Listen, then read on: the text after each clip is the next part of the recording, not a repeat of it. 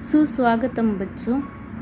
मैं Sunita Sharma Hindi high school से आप सबका ई लर्निंग क्लास में हार्दिक स्वागत करती हूँ।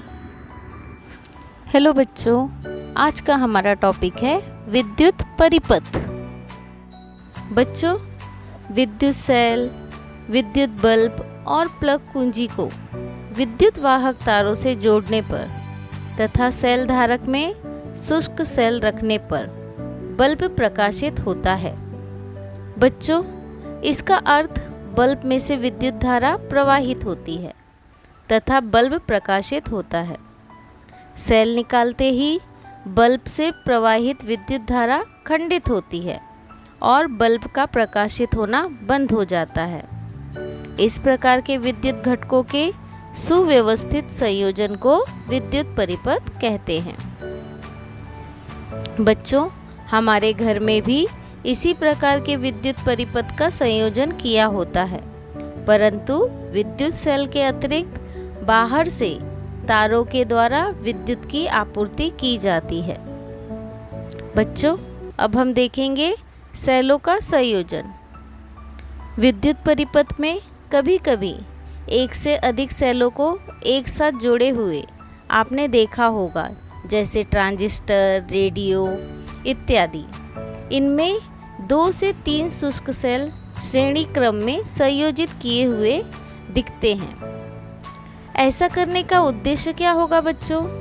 इसका उद्देश्य यह है कि एक सेल के विभवांतर की अपेक्षा अधिक विभवांतर प्राप्त करना, जिसके कारण अधिक विद्युत धारा प्राप्त होती है। बच्चों, विद्युत सेल श्रेणी क्रम में जोड़ने पर उसे सेलों की बैटरी कहते हैं। बच्चों, इस श्रेणी क्रम संयोजन में एक सेल का धन सिरा दूसरे के ऋण सिरे से तथा दूसरे का धन सिरा तीसरे के ऋण सिरे से जोड़ते हैं, जिससे यदि प्रत्येक सेल का विभवांतर 1 वोल्ट हो तो 4 सेलों का कुल विभवांतर 4 वोल्ट होगा।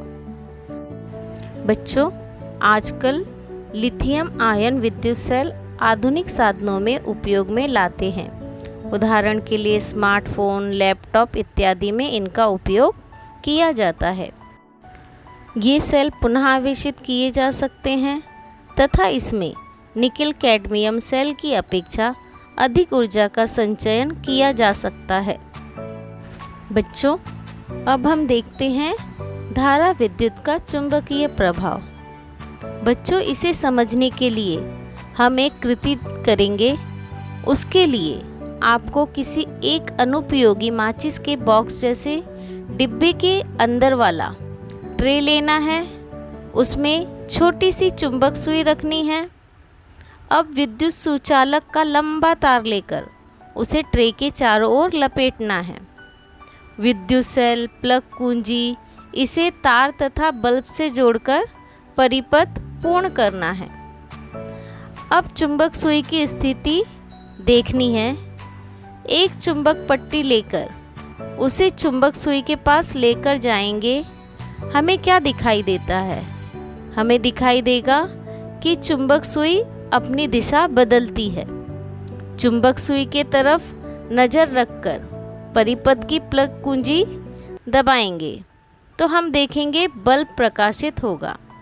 इसका अर्थ क्या है बच्चों?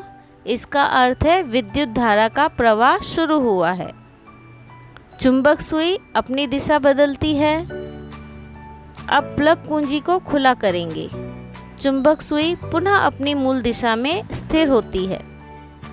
बच्चों, इस प्रयोग से हम यह निष्कर्ष निकाल सकते हैं कि चुंबक सुई अर्थात एक छोटा सा चुंबक ही होता है। छड़ चुंबक को चुंबक सुई के पास लेकर जाने पर चुंबक सुई अपनी दिशा को परिवर्तित करती है। उसी प्रकार परिपथ में विद्युत धारा शुरू करने पर भी चुंबक सुई अपनी दिशा परिवर्तित करती है। इससे हम यह कह सकते हैं कि तार में से विद्युत धारा प्रवाहित करने पर चुंबकीय क्षेत्र का निर्माण होता है। बच्चों, हांस क्रिश्चियन ऑरस्टेड इस वैज्ञानिक ने ऐसा निरीक्षण सर्वप्रथम स्पष्ट किया था। संक्षिप्त में हम ऐसा कह सकते हैं कि किसी विद्युत सुचालक तार में से विद्युत धारा प्रवाहित करने से उस तार के आसपास चुंबकीय क्षेत्र का निर्माण होता है। बच्चों, अब हम एक और कृति देखते हैं। इसके लिए हमें लगभग 1 मीटर लंबी विद्युत अवरोधक आवरण वाली तांबे की नरम लचीली तार लेकर लोहे के किसी कील या स्क्रू पर कसकर लपेटना है। तार के दोनों सिरे विद्युत परिपथ के साथ जोड़ेंगे। परिपथ में विद्युत सेल और प्लग कुंजी को भी जोड़ेंगे। बच्चों, स्क्रू के पास 2-4 लोहे की ऑल पिनें भी रखेंगे। अब प्लग कुंजी बंद करके परिपथ में से विद्युत प्रवाह शुरू करेंगे। ऑल पिनें स्क्रू के सिरे से चिपकी हुई दिखाई देती हैं।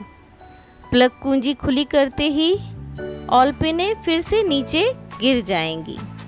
बच्चों, तार में से विद्युत धारा प्रवाहित होने पर स्क्रू के चारों ओर लपेटे गए तार के कुंडल में चुंबकत्व का निर्माण होता है और इसी के कारण स्क्रू में भी चुंबकत्व का निर्माण होता है।